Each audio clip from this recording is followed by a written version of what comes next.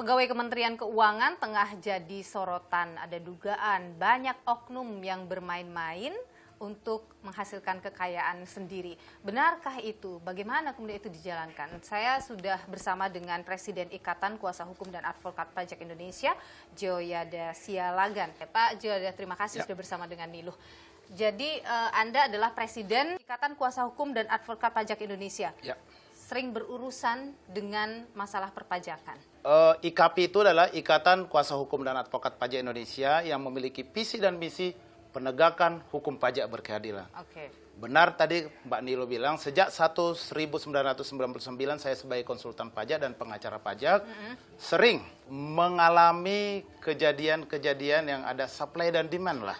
Disebutkan dalam tanda kutip ada yang namanya kong kali kong antara wajib pajak dan oknum pajak, teman-teman kita. Itu banyak terjadi? Sebenarnya sejak saya jadi konsultan pajak itu, sejak 1999, itu udah sering terjadi. Itu biasanya seperti apa yang kong kali kong yang muncul itu, yang terjadi itu? Ini sebenarnya ada juga wajib pajak yang nakal, seperti ada transaksi tapi tidak mempunyai NPWP. Kedua, sudah punya NPWP tapi menyampaikan SPT yang tidak baik dan benar. Dan juga menggunakan faktur-faktur pajak fiktif. Dan juga membawa kekayaannya atau penghindaran pajak dengan mentransfer dananya ke luar negeri. Ini kan tindak pidana pajak sebenarnya. Mungkin dengan adanya tindak pidana pajak ini, oknum-oknum tertentu itu menakut-nakutin wajib pajak tersebut. Jadi Anda mau mengatakan bahwa ada wajib pajak yang nakal, itu yang kemudian membuat oknum pajak mengajak bermain? Iya, namanya pengusaha ya pasti ada cost and benefit.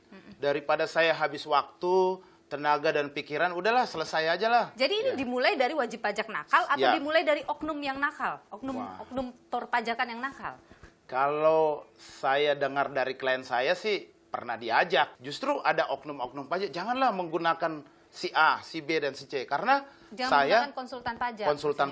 Konsultan pajak itu nggak semuanya yang seperti itu. Kan banyak juga yang baik. Tadi ketika dia didapatkan celahnya oleh oknum, ada kesalahan gitu. Dan kemudian akhirnya diajak damai. Itu kan ada transaksi, ada uang damai. Itu biasanya nilainya sampai berapa? Nah, ini kebetulan 2 minggu yang lalu case masih hangat kejadian-kejadian yang seperti di medsos itu.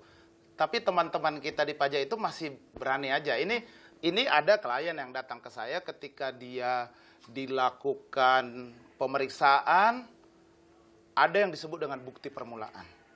Bukti permulaan itu adalah ketika si Fiskus menemukan ada tindak pidana pajak. Ketika dia diperiksa sebagai saksi, tiba-tiba ditakut-takutin, nanti kalau kamu nggak bayar sekian, nanti dijadikan tersangka loh. Berapa banyak itu? Ya kemarin sih dia bilang 12 M ya, 12 miliar. Tapi saya hanya disuruh bayar.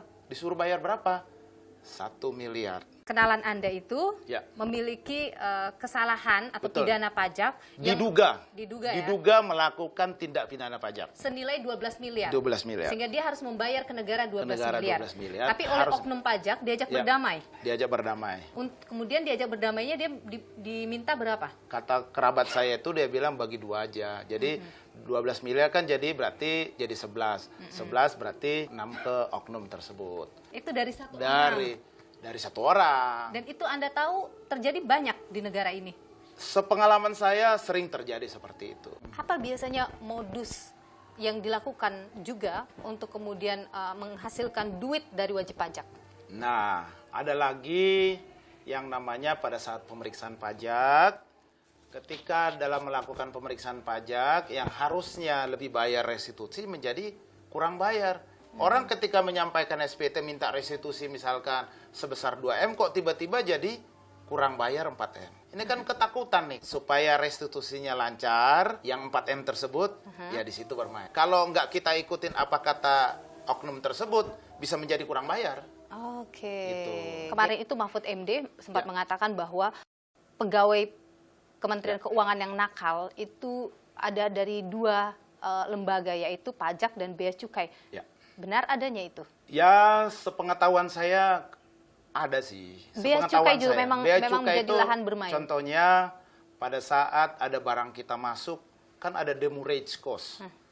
itu demurrage cost itu kan biayanya tinggi. Tapi ketika supaya barang kita ini cepat keluar, ya udah di situ celahnya. Ya Itu mungkin biasanya sampai membayar berapa? yang pernah saya tangani itu harus bayar sekitar 3M, 4M, 5M. Dan itu bayar ke orang pribadi? Ya ada oknum. Tapi Oke. kan kalau memang Artinya bukan ke negara membayar bukan 3 ke negara. miliar itu ya? Tapi kalau ke negara harus ada dong buktinya. Anda kan juga konsultan pajak. Ya. Dalam kasus Rafael, ada juga konsultan pajak yang bermain dengan Rafael, begitu. Ya. Itu adalah praktek yang lazim terjadi.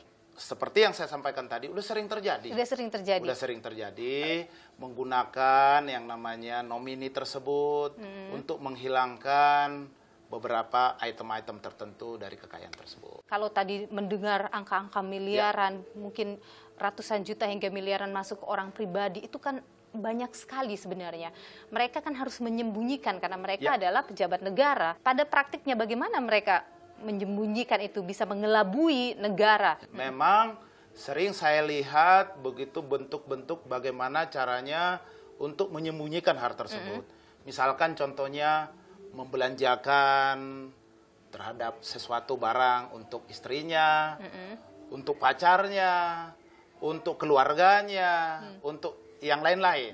Itu bisa membelanjakan, mentransfer, dan juga membayarkan dalam hal sesuatu tertentu. Cara mereka menyembunyikan itu memang sedemikian rapinya kah, Ya. sehingga negara tidak bisa mendeteksinya? Kalau ini memang benar-benar menjadi politikal pemerintah dan bukan hanya pencitraan, gampang sekali kok. Ada PPATK, ada kejaksaan, ada kepolisian di Mabes Polri. Bisa cepat sekali. Jadi menurut Iya. Anda nggak pinter-pinter amat kok mereka Iya, nyembunyiinnya? betul. Cuman ada yang tutup mata aja untuk Iya, nggak tahu gitu iya, ya? betul. Oke, jadi Anda mau mengatakan bahwa pemerintah sebenarnya nggak serius-serius banget mau membersih-bersih terkait oknum pegawainya yang nakal ya?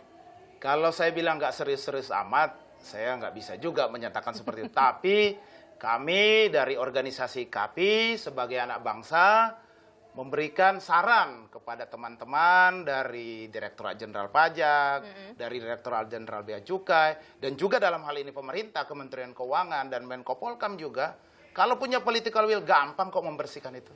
Dan teman-teman advokat ataupun teman-teman konsultan Teman-teman pajak advokat mau kok bongkar? Mau, cuma kan kita Kalau nih, terlindungi. kalau terlindungi.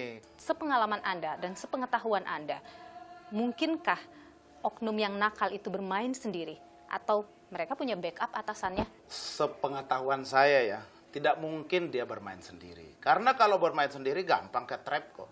Saya di sini tidak mau menjelek-jelekkan teman-teman saya di Direktorat Jenderal Pajak. Saya juga banyak teman, kita sering sharing bagaimana supaya ini menjadi benar. Gitu loh. Terima kasih Bung Joyada Sialagan, Ya. Presiden Ikatan Kuasa Hukum dan Advokat Pajak Indonesia, sudah mau belak-belakan di Ya. Niluh. Tentu nanti kita akan harapkan sekali lagi seperti yang Anda bilang, Ya. semoga ini adalah political will yang Pemerintah. kuat oleh pemerintah untuk benar-benar bersih-bersih Ya. terkait oknum yang nakal. Terima kasih, sehat selalu. Terima kasih Mbak Nilo.